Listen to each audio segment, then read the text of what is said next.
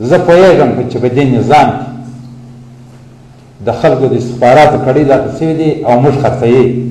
موږ سودا کوي، اوس موږ پر سر سوداوي شروع دي او د دې زه ثبوت لرم، زه اسناد لرم چې د قیم ذاکر چې د افغانستان قاتل دی دلته زما د سود شعراو سره اخته دی چې څنګه رازق مړ کړه، څنګه عطا مړ کړه، څنګه پلانکی مړ کړه، څنګه پلانکی مړ څنګه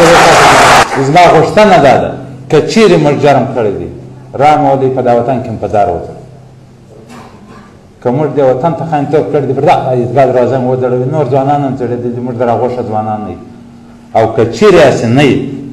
یوه ورځ په قطر کې سودا کوي، بله ورځ په اماراتو سودا کوي، موږ دا سوله چې د افغانستان په قیامت دی او زموږ د وطن د ټوټه کېدو وي دا زموږ دپاره د زاریو چاړه ده. اوس مې یوه اشتباه